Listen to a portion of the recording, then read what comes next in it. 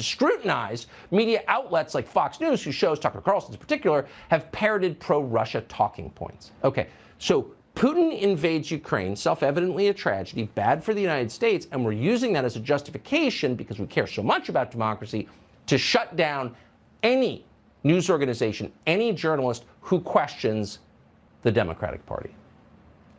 Okay, how did we get here anyway? How corroded have these people become that they're calling for government censorship of dissent and telling us they're defenders of democracy? That's just the beginning. Anyone who supports voter ID laws is a Kremlin agent too. You seeing how they're going to use this? Here's Nancy Pelosi and Barbara Lee to explain. We talked about the fact that the invasion, the assault on Ukraine was an assault on democracy. Barbara took the time to talk about assaults on our democracy in our own country. The fight for democracy is taking place throughout the world. It's not only in Ukraine, but it's in our own country. And we've seen this through the campaigns of misinformation and disinformation. We see this happening in Ukraine. The fact that now we see those are trying to take away the voting rights of people of color, of African Americans, of young people, of seniors, of the disabled. You know, it's not even worth parsing the logic of something like that. You can only feel deep sadness that the people you just saw represent you in our legislature. But by the way, as long as we're punishing people who are allied with hostile foreign interests, just to restate the obvious, China is now Russia's strongest ally in this war.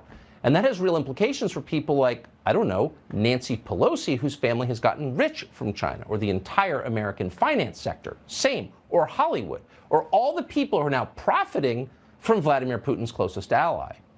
Will they divest of those investments? We'll see. But in the meantime, you should be very aware that there are partisan forces trying to use the war in Ukraine to accomplish political objectives here domestically and gain more power for themselves. It's not just about voting rights or shutting down Fox News. It's about shutting you up, personally, your ability to express yourself. And if you doubt that, you should know that Senator Mark Warner of Virginia just wrote a letter to his donors, the tech monopolies, demanding that they, quote, restrict the spread of Russian propaganda. He did not define the term Russian propaganda, and as a show that has been accused of disseminating it repeatedly, we can tell you we're a little sensitive on the topic, and you should be too. So Warner went on television recently to report that his donors in big tech quickly complied with his demand. Watch. You sent letters on Friday to our leading social media companies, Meta, which runs Facebook, Alphabet, Reddit, asking them to take action to prevent Russian state media, Russian propaganda operations from appearing on their platforms. I want to ask, have you received any responses yet to your request that they take that action? Well, David, the short answer is yes. Virtually every one of these platforms has taken down some of the Russian activity or demonetized, so they're not making money off of RT or Russian ads on real time during the platforms. That's good. I commend these platforms. So contrast that clip with the one from MSNBC we just played. The first is when dumb people do propaganda and tell you that Russia invading Ukraine is somehow about racism in the American South or something. I mean, it's nonsensical. What you just saw is what happens when smart people do propaganda.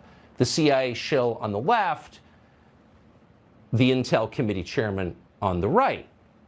You'll notice that the CIA shill said Russian state media or Russian propaganda. Just to be completely clear, Warner is not talking about banning Russian state media.